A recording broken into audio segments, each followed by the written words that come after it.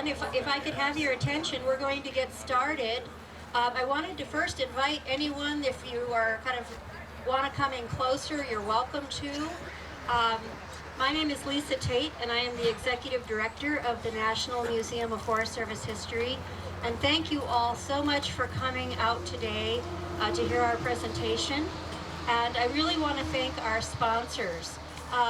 We had this pancake breakfast planned, and Relay for Life was yesterday, and they had some leftover goodies for us, so we were able to supplement our breakfast with some of the things that they donated, so I really want to thank them for that. I want to thank the Kiwanis Club for loaning us their pancake trailer and for helping us cook today, so a big round of applause for our cooks.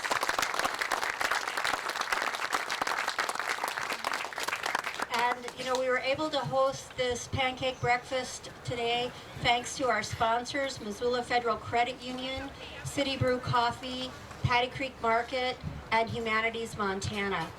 And thank you, yes. And we're so happy that everyone came out today. We're so happy about this relatively smoke-free air.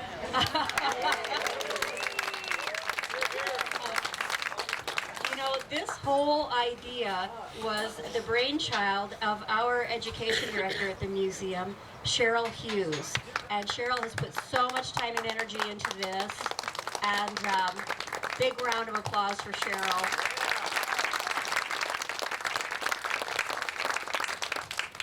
And I'm going to turn it over to Cheryl to talk about our guests. Good morning, Lisa. Good morning, folks, and thank you, Lisa. Welcome to the National Museum for Forest Service History. And if you take a look around, you'll say, where's the museum? We have, thanks to some very dedicated volunteers over the last years, an incredible database of 50,000 artifacts of Forest Service history. That is an incredible accomplishment on the back of so many volunteers, and our main volunteer is over there in the pancake wagon flipping pancakes, Dave Stack. But we have many people who have supported us over the years. I want to say a special thank you on my part for the organization Humanities Montana, who gave me an incredible grant this year to do a lot of research that made it possible for us to develop a really nice interpretive trail over here that will tell you, if you wander through it when we finish, a little bit about the history of the Forest Service and some of the incredible things that they have done, not only in this area, but across the country to make our public lands and our woods the wonderful place that they are. One of the things that I'm especially grateful for this year is that I have been able to meet some incredibly brilliant and moving new friends along the trail. And one of them, of course, is John McLean, who has helped me incredibly with my research and has bolstered my enthusiasm tenfold. He's been an incredible friend. I feel that's an incredible privilege. Thank you, John. I'd also like to thank Bill Moore, and Bill and I are new friends just over the last few months. Bill, of course, as most of you know, is Bud Moore's son, and Bud Moore really says it all when it comes to conservation and respect for our lands. And Bill followed in his footsteps loosely by being a hydrologist, and is now retired and has given up most of his time to, I guess you would say, honor the legacy of the Forest Service and in turn his father. Both of those gentlemen will speak with us this morning and share with us the incredible friendship that surrounds the Forest Service. And I think that's been one of the most moving things that I have noted in my brief time with exposure to the Forest Service. I'm a retired English teacher from Sentinel High School, by the way. I think that one of the things that I note most about Forest Service people, and we have many of you here today, is that spirit of friendship and camaraderie and the importance of sharing your lives. And I think that it's one of the most significant things that happened between Norman Maclean and many of his friends here in Montana.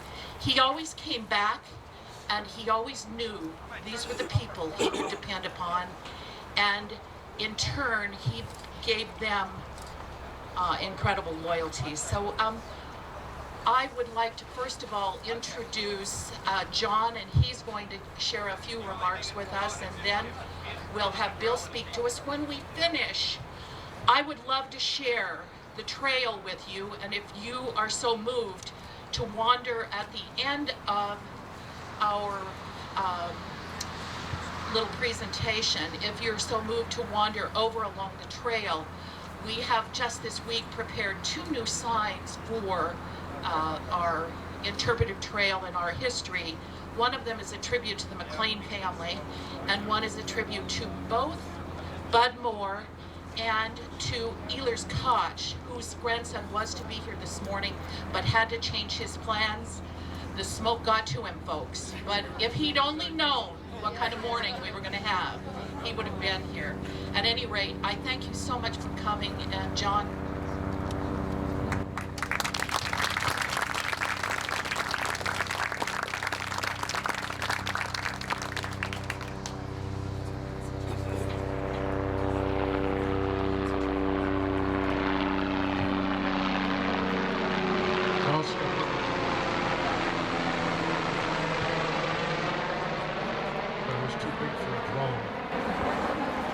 How many of you have worked for, in any capacity, the United States Forest Service?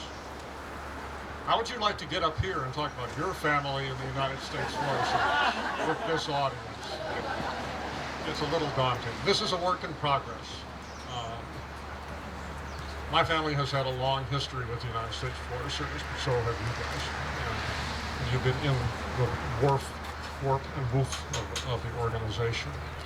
I was trying to think how my family is a parallel for the Forest Service, and got it conveniently, perhaps too conveniently, divided into 3 sections, which is the beginnings here about 1910.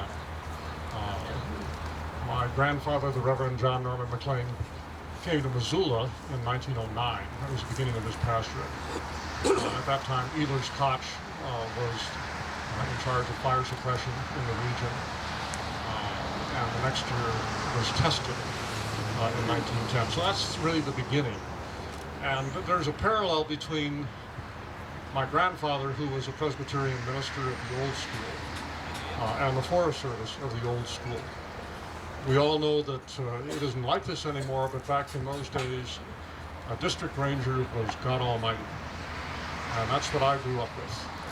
The district ranger would make a decision, even a very big one, a very controversial one. Controversy is not new. And the Washington office would back him to the hilt. And that's why you joined the Forest Service, because you knew that that would happen. My grandfather would make a decision and would speak for God Almighty.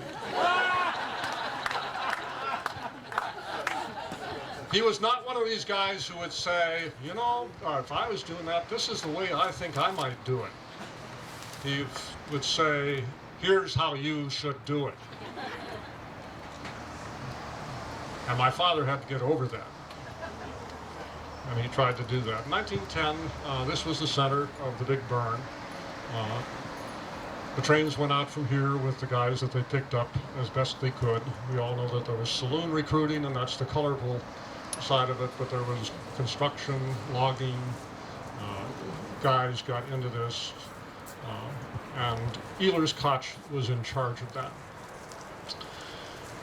So we started together. The Forest Service was only 5 years old at the time. We had just come into the country. Then we took an interesting turn in the 1920s. when the Forest Service decided, and I'm reading this from Jack Ward Thomas, who's the chief of the Forest Service, the Forest Service decided that the National Park Service was getting too much good press because they were so much into recreation. So the Forest Service decided to start leasing prime recreation areas to individuals. And the Reverend McLean got one of the first leases on City Lake in 1921. We still have that today, although it has been threatened at times. But we still have it, and it's still going. And the cabin that the Reverend built there is still extant, and hopefully it will still be extant when the snows come. The Liberty Fire, I think, the Liberty Fire is more of a threat to the cabin right now than the Rice Ridge Fire. But it was threatened by the Jocko Lakes Fire too 10 years ago, and it survived that. I have told 2 generations of Forest Service people that if the fire does come to the cabin, they're not to put their backs up against the wall on that one. Do what's reasonable and then get the hell out of there. And if the cabin goes, it goes. I think there ought to be some kind of warrant offered to people in these circumstances where you sign up for that ahead of time. Our cabin was built from timber cut right around the cabin, within a mile of the cabin. And if the trees there go, why shouldn't it go? It's a different way of being part of things, but it's not all happiness and blue skies and clear skies, as we know. Okay, so we got the cabin. It was a Forest Service lease. Our first lease fee was $10 a year. It's more than that. Thanks to Senator Tester, it is not $15,000 a year, which is what they were looking at. It is now a reasonable sum, and we'll keep going. So it was a happy relationship between my family and the Forest Service. My dad went to work for the Forest Service. He was not recruited in a saloon. He was a young kid who was given an opportunity because he was young. The men had been pulled out of the woods by World War I, and so they took on young teenagers like my dad.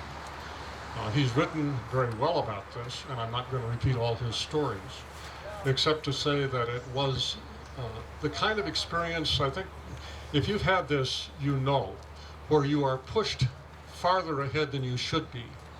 You are pushed into an area of life and death responsibilities when you are not old enough to handle it, but you handle it anyway.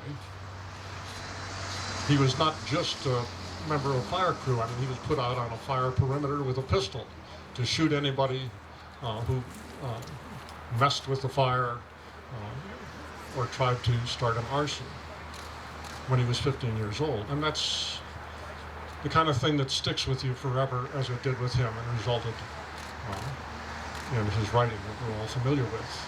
The Ranger, The Cloak and the Hole in the Sky, USFS 1915. He considered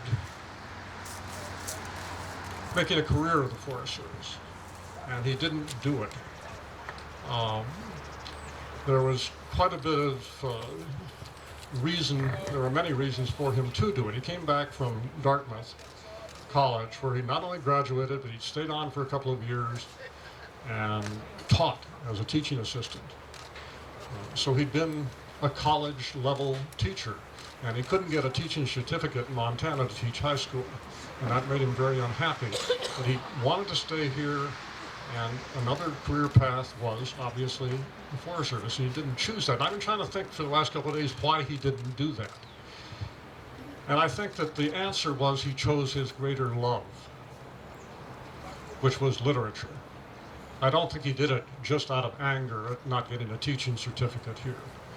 I think he was an ambitious man. He was in love with literature. He was good at it. And that's what he chose. It was a positive choice. And he found at the University of Chicago a very austere, tough organization. And he never said this, but I think it may have reminded him of the Forest Service, which was austere and tough. He'd worked for Bill Bell, one of the great rangers of all time, and Bill Moore is going to tell you about that relationship, and I will leave that to him. But that's what I think it was. I think it was a positive decision.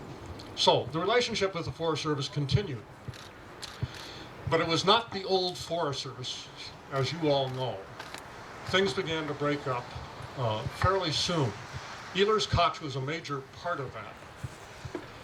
Ehlers Koch in 1910 started watching what they were doing in terms of fire suppression.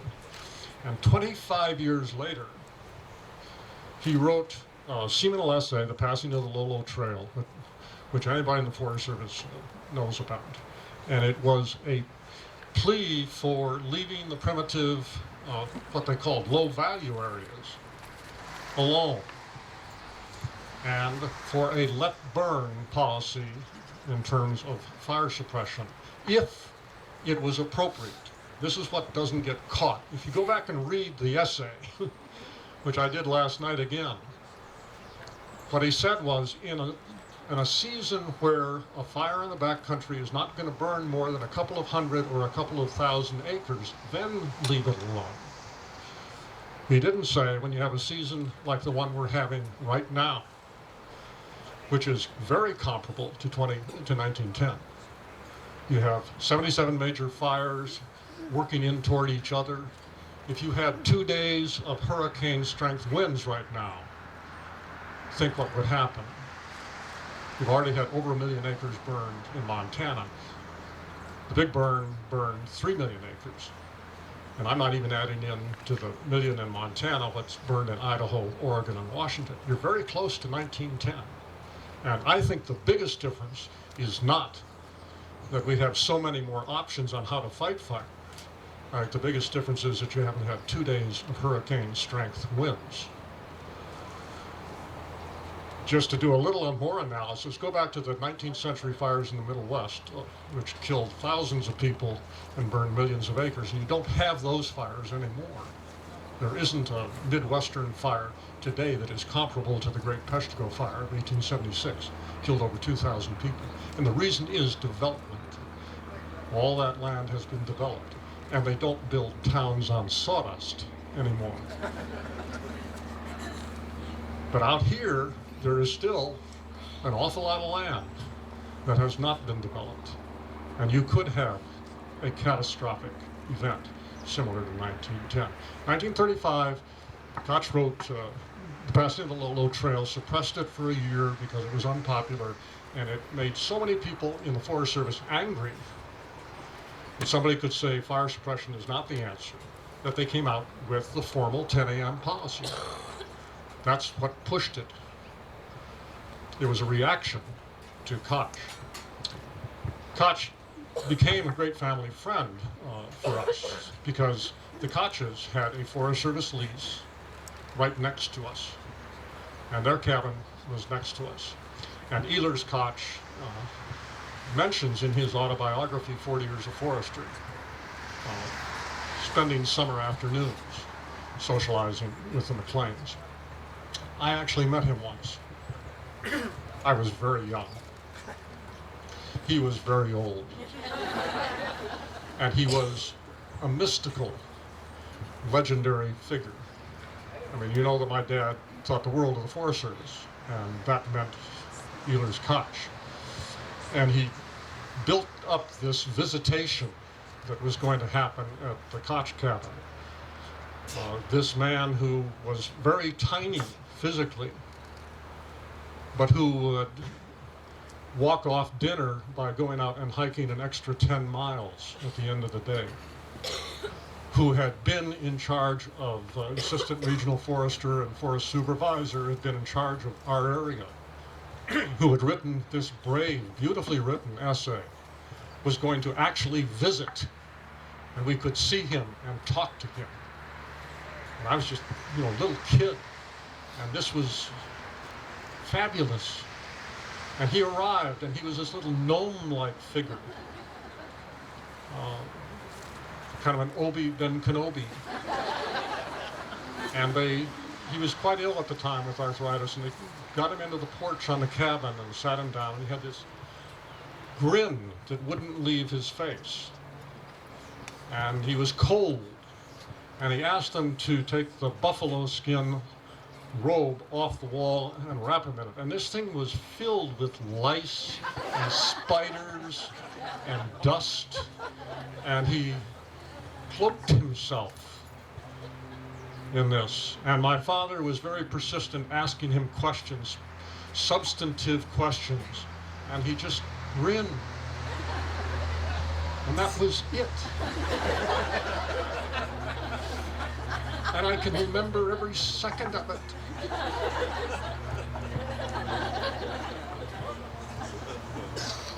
Things went bad for the Forest Service in the 70s. And I actually covered part of that. I was a newspaper man. Below-cost timber sales, challenging logging. There was a great spate of logging, and the board feet went up, and then it collapsed, and it's never come back. All the laws that were passed, all the possible litigation, all the environmental checks, and the Forest Service district ranger was no longer God. He had to report to the WO, to the Washington office, and he had to report to the local environmentalists, and he had to, it wasn't the same job anymore.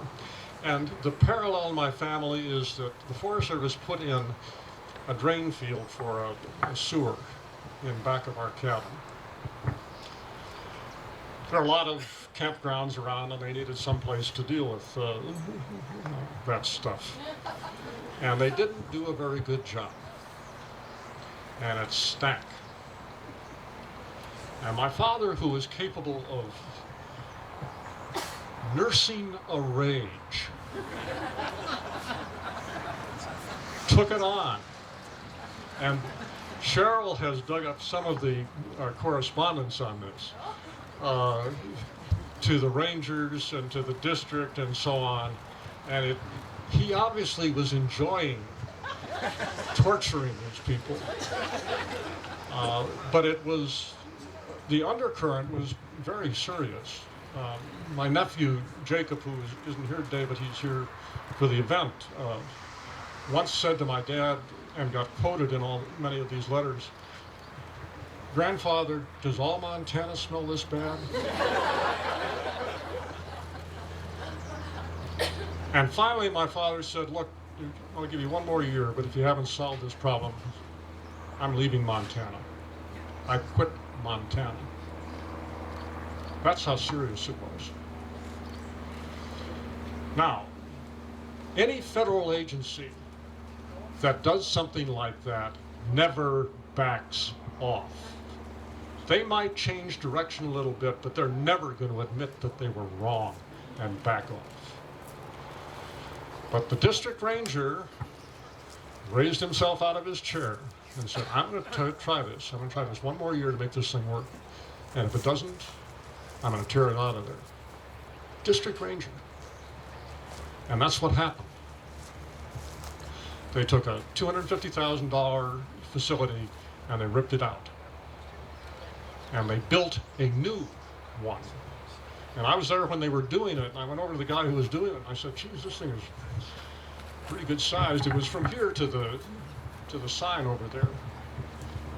They dug it all out and put in a layer of plastic and were covering it up. I said, "This is fairly good sized." He said, "This facility," he said, "could handle a small town."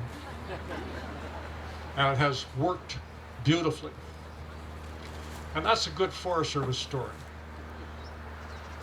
Because the guy stood up when he was 1905, 1910. He was real Forest Service. I'm here, I'm in charge, I'm going to try it. I'm going to try to make it work. And if I can't make it work, I'm going to throw it out and do it right. And that's what he did. And my father stayed. Which brings us to the next stage of our involvement, the book stage.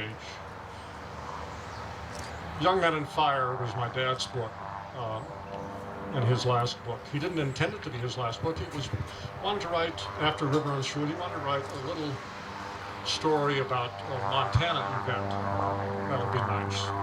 And then move on to write other books. I wanted to write a book about all the women of the West that he had known who were great women. He loved women. They loved him back. It was nothing, no, not like that. But a lot of emotion in it and a lot of mutual regard. So I wanted to do that book. And he got into the Mann Gulch fire and he got lost. He tried to do what I do. He tried to write a straightforward narrative recapturing an event, and he couldn't do it. That wasn't the kind of writer he was. He wasn't Paul, and he wasn't John. He wasn't a journalist. Then he started meeting Forest Service people as a consequence, and regaining his old life.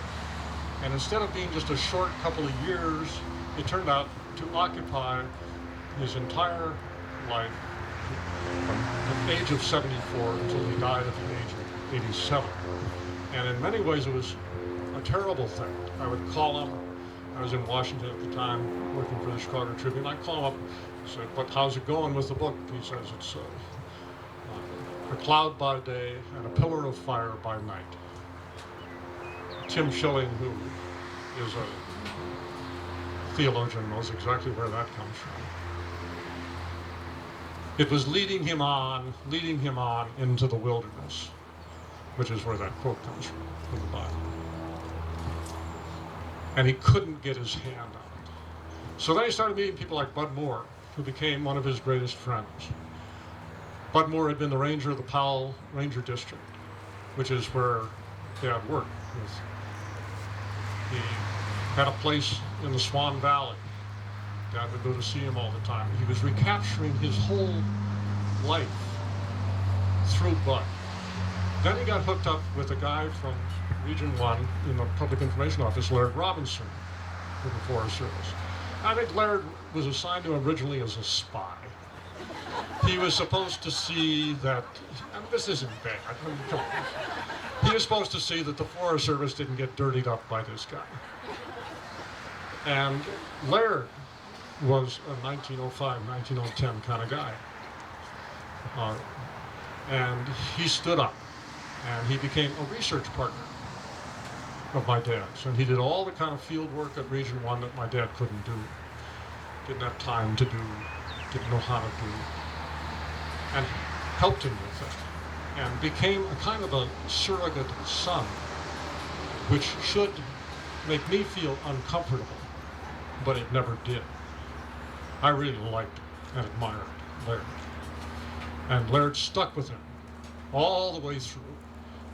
And when he fell off his horse in Mann Gulch, Laird was the one who put him back on the horse. That kind of stuff.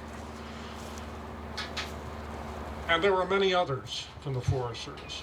I think what holds Young Men on Fire together is that it is a meditation by an old man looking back at a life that he might have lived, in fact, did live in part, and recapturing his whole life, but looking at the deaths, the undeserved deaths of young men whose lives were shut off, and seeing that it was a death he might have died, and by reflecting on that, seeing the death that was coming to him shortly, that he knew would be with him soon. And I think that's what holds that whole book together, and that's how he transformed it from a clumsy narrative into a great piece of literature with deep flaws. 2 years ago, Alan Thomas, who was the editor of that book, gave a talk here at the festival, and his best talk that's ever been given on Young Men on Fire, and said essentially that you can have a book that has some serious flaws in it that is still a great piece of literature, and that was. And he was never done with it. So that was his book.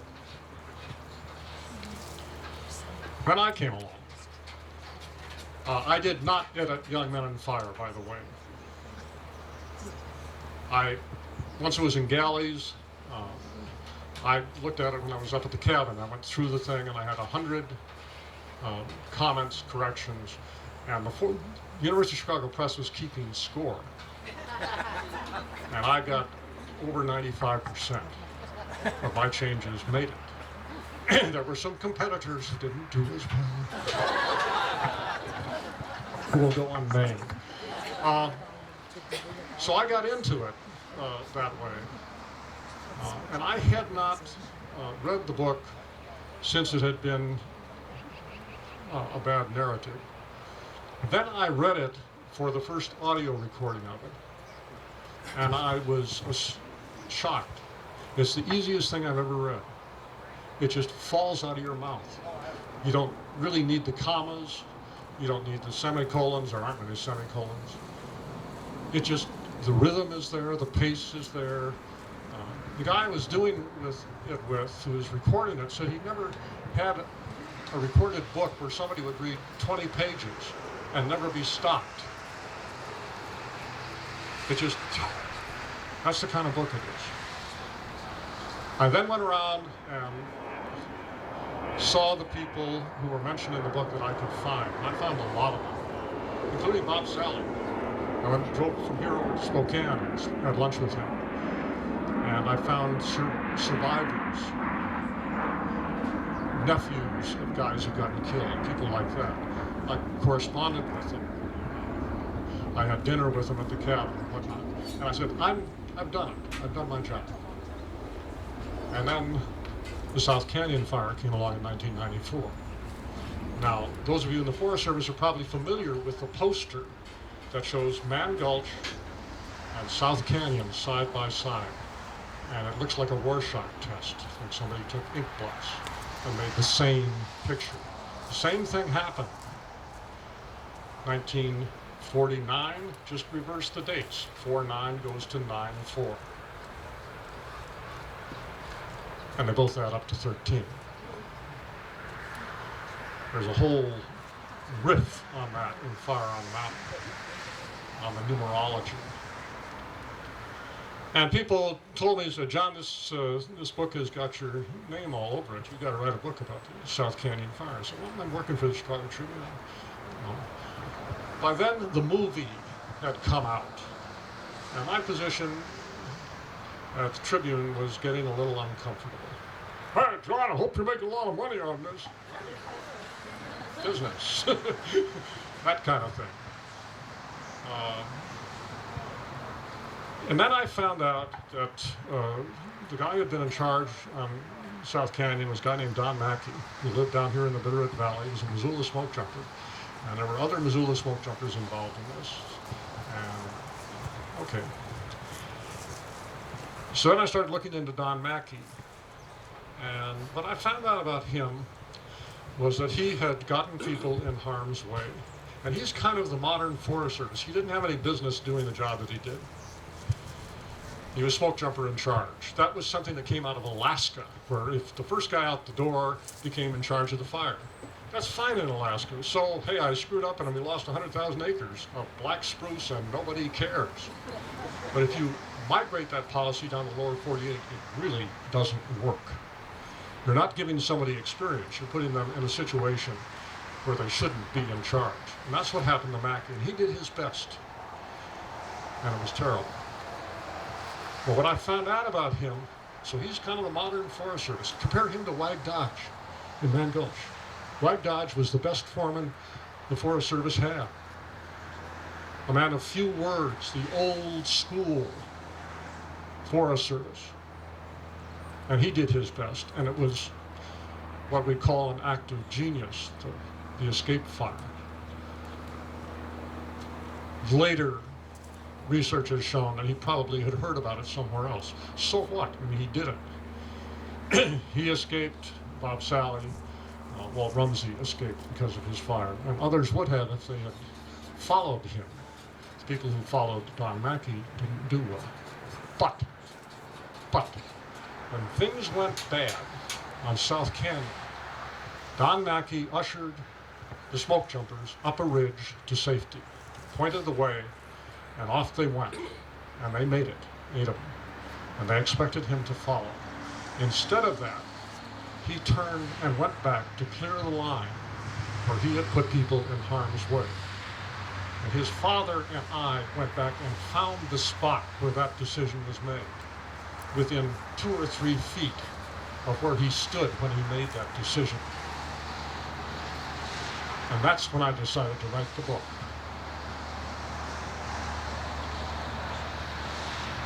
So, I ran into the Forest Service, which I hadn't been tied up with for a long time. And I started running into Forest Service people here in Missoula.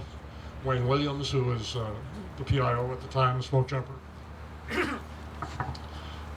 2 guys had not signed the investigation report. They're both Forest Service. They're both from here, Dick Mangan and Ted Putnam. I ran into them. Mackey's fellow smoke jumpers, Sarah Doran, Kevin Erickson were here. And I got plugged back into the Forest Service and started getting all this help. I got to a crucial point in my book. When I started to do it, I went to see the chief of the Forest Service in Washington, which is where I live to this day. And I've interviewed every Forest Service chief as long as I was in Washington. And I didn't know Jack. But I went in to see him, and all of you know what he looked like. He was this big barrel of a guy, kind of grizzly bear stuff. And I, oh, this is going to be kind of rough. You know, I'm doing a book on a fire where some of his people got killed. It wasn't a Forest Service fire, but most of the body bags were Forest Service.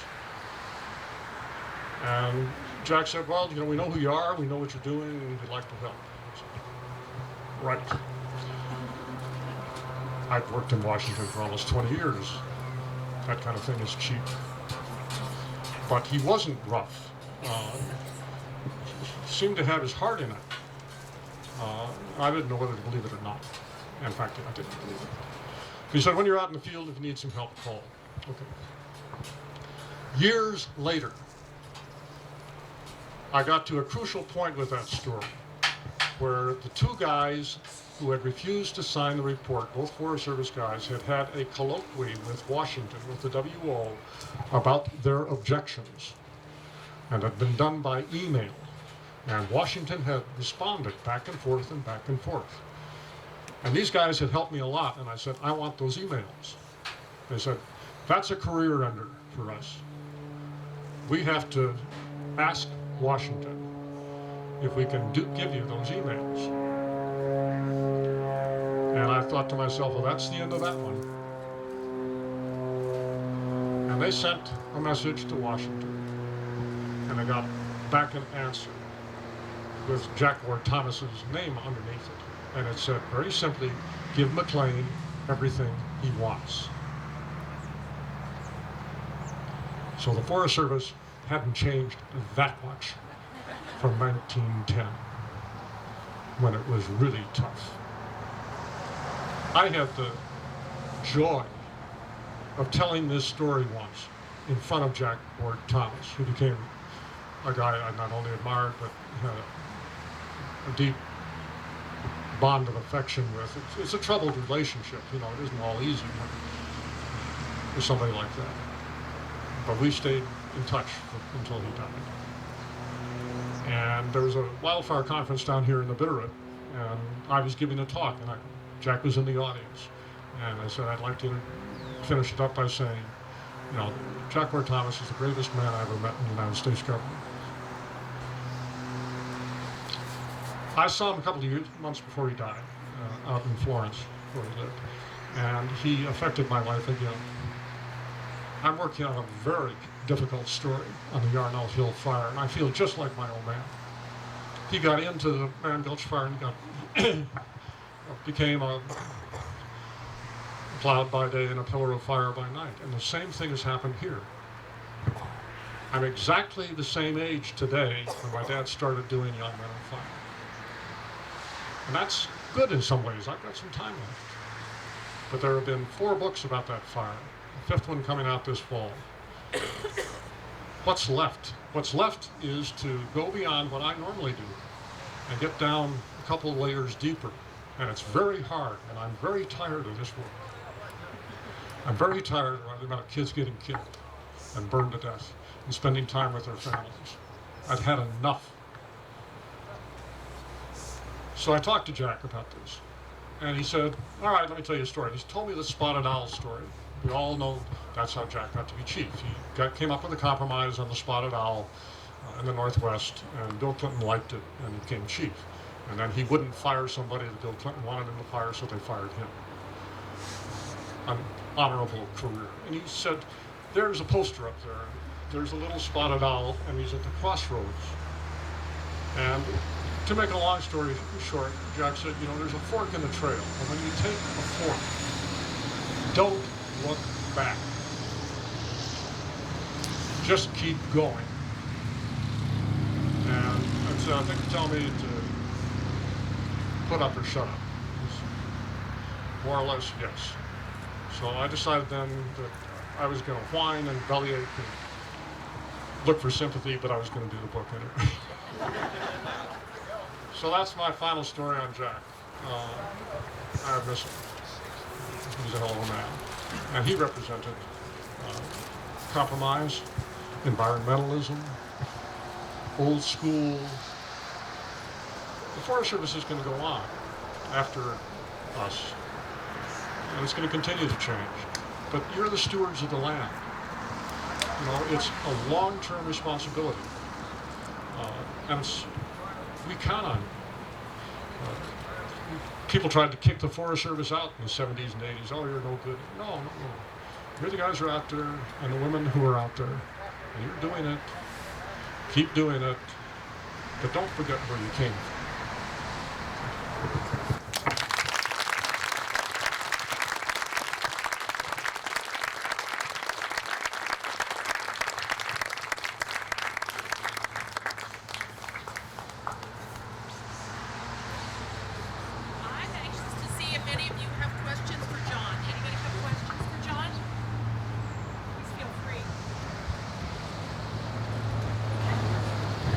Stun them into silence. Thank you so much for your beautiful words, John. I told you I had a lucky year running into that guy. It's been an incredible asset for me personally as well as for my job. Thank you, John. Next up is Bill Moore. He's also an incredible sourdough man, and he invited me a few weeks ago to his kitchen to learn how to make sourdough. And we did have intentions to serve sourdough this morning. It got a little too complicated with numbers. But for any of you who wish to have one of the starters, I have many in my refrigerator, so please call me. And this is Bill.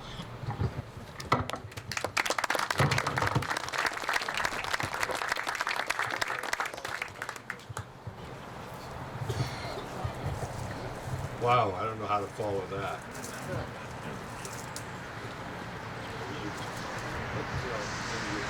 I just want to say that Norman, I've met him a few times, not very much. I think I've met John once or twice. And very precious relationship between Pop and Norman. And we still try and keep the memory of that alive a little bit. Pop used to keep a trail swamped out from the cabin at Coyote Forest down to the Swan River, somewhat for himself, but mostly so Norman would have a good trail to get down there to go fly fishing. And he'd come up and visit Pop and go down and fish. Always had a mason jar full of bourbon and waters, and they'd stop and afterwards and tell tales. And while we don't maintain the trail anymore, we do lease the Coyote Forest out, and written right in the lease is that the McLean family has fishing right access down to the Swan River. So we keep that alive. What I'd like to talk about a little bit is just about the old Forest Service, and I made a PowerPoint presentation, and I'm going to struggle through that. I'm not as polished as John, so I hope you'll understand that. I did not have a career in the Forest Service, but I grew up in the Forest Service, and I wanted to share a few of the thoughts, rangers I admire, and something what growing up was like, because I'm thinking more about history and the history we have and how we made it and how we want to preserve it. So That being said, we'll go ahead and do this. And if you can just show me how to switch them, perhaps I'll go ahead. Just like that. Wow. Okay. So anyhow, we're here to celebrate the site launching, basically, and everything for the National Museum of Forest Service History. And so many thanks to the McLean family and their festival and sharing part of it here. We learn from history, and what we learn becomes a part of our whole philosophy of life, I think. Regardless of the scope of our participation, we make history as we live our lives. In fact, I imagine right now truly historical events are being lived by the Forest Service Fire Shop, and I'm certain that that will shape the thinking of fire management in the future. This will be a historic season, I'm quite certain. Appreciation of and management of wild places are key to the Forest Service functions. The goals of management may vary a bit as dictated by the will of the people. Oh, okay. Is dictated by the will of the people, but the places and the people who work in them stay the same, as does the appreciation those folks have for the wonderful lands they live and work in. So as we eat our food on this fine morning, and I had written for my talk, albeit smoky morning, and I think we did good on that. I can't help but reflect back to some of the rangers that built up the country I grew up in. That's the Powell country in the upper Lochsaw. So Bill Bell here was a ranger of legend, immortalized by John's father in the U.S. Forest Service 1919, the ranger, the cook, and a hole in the sky. He was described by another great ranger of the time who said, "There ain't nothing in these mountains too tough for that old boy." You can see by the badge on his belt, he's wearing his official Forest Service field dress uniform. And I tease the modern rangers that that's what they ought to be wearing. Bill Bell, like all great mountain men, started most days with a hearty breakfast of sourdough hotcakes. Let's see if I can. What do I do here? Yep, okay, there we go. The cook would mix the batter. The cook would mix the batter the night before, and then they'd have the morning's meal would feature sourdough hotcakes. And perhaps one of the best trail cooks of all was Thor Ness, shown here with a mess of fresh sourdough biscuits. I recall going up toward Hot Springs Lookout when I was quite young. Pop and I were following the pack string that was moving Thor's trail crew up beyond the old lookout to work on the trail to Tombeal Park. We came across a mess of broken equipment and stuff scattered all over the mountain.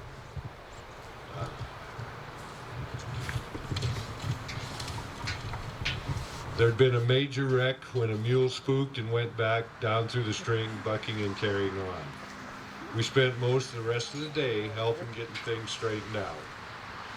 Stove was bent up, 25-man first aid kit, which was the first thing I saw, just laying on the ground, stomped to smithereens. Radio broken, much more like that. Thor himself was wild, but mostly because his sourdough starter was broken in this melee. Sourdough was important stuff. No, I didn't, I guess. Bill Bell was the ranger at Elk Summit from 1917 to 1928. The facility there was in a state of flux, with tents to live in,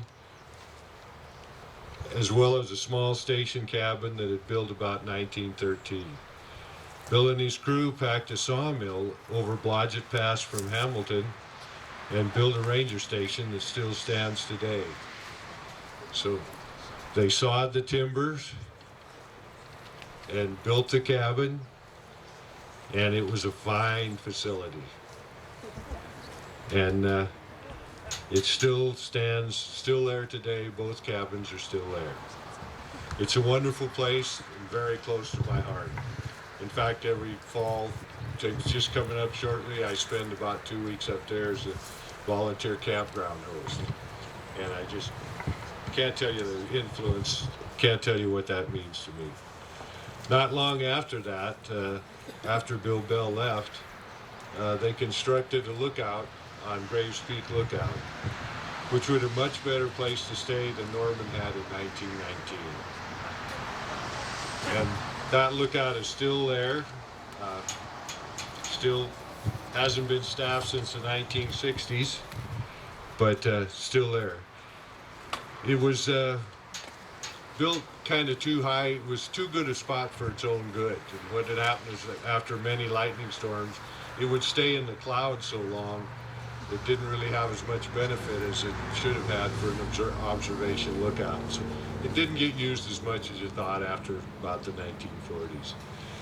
These were great men in great times. And growing up on the Powell Ranger Station in the 1940s and 50s was a unique experience for me. And while I didn't pursue a career there, the adventures I had with Pop shaped my character, fueled my appreciation of wild places. And here's a quick couple of the journeys that I was able to participate in, just some regular photos. I must tell you that in those days, the Ranger carried the rule book in a small notebook in his cruiser vest, where nowadays it's a tetrabyte hard drive. And so they had, a lot of what happened to me doesn't happen anymore to kids at the Ranger in the Forest Service. But here's a picture crossing Weir Creek, just out on a trip with Bob.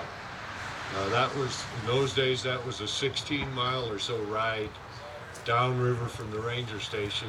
US 12 didn't exist, so when you went on down the Lochsa from Powell, you either hiked or went on a saddle horse. Right now, where that picture was taken is probably right under US 12.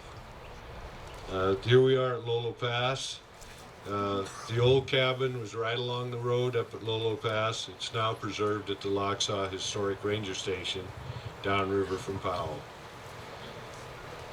Here I am learning a little about horsemanship and packing water for Bear Mountain Lookout. And here I am going along with, I was too young to hunt, but not too young to go, which I went just about everywhere Pop went, and that was a wonderful time. And then I finally got old enough to do it by myself. There are many ways to get meat in the Lochsa country. Here's another one out steelhead fishing, and here's a picture of me after the skill was passed on to me. You'll notice my fishing outfit is not quite the same as what evolved from LL Bean and the river runs through it. And I always had a hard time getting the flies to hook on the brim of that hat. And then you make friendships along the way. A lifelong friend of mine and I headed out on a backpack trip.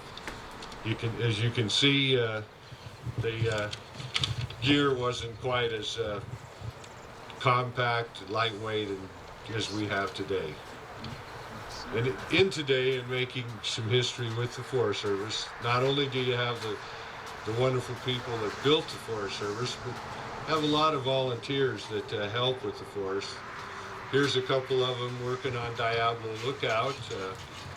It's staffed and manned by volunteers, helping restore it, getting it to where it just shines like a new dime up there. And even today, as we're standing here talking, the volunteers are staffing the lookout, and it's in service and doing well. The Forest Service history is an amazing slice of life, from the old timers who overcame huge obstacles to the folks of the present who are writing the next chapters yet today. The folks of today who manage the Powell country and the Upper Lochsa still go to Elk Summit in the same places where Norman went, had a huge effect on him, and so many people through the years have drawn inspiration.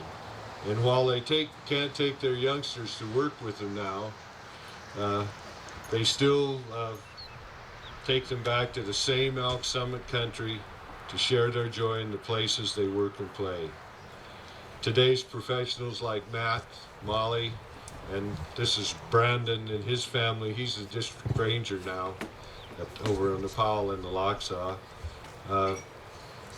They still are writing a chapter in the history of the Forest Service today and teaching their keeping their young people connected with the ground.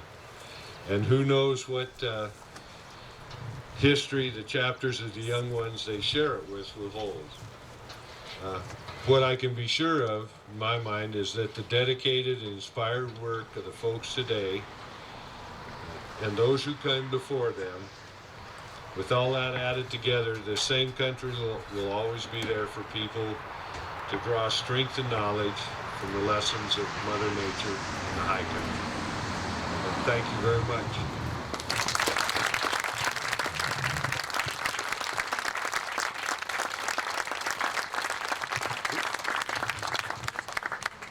Anybody have any questions or comments?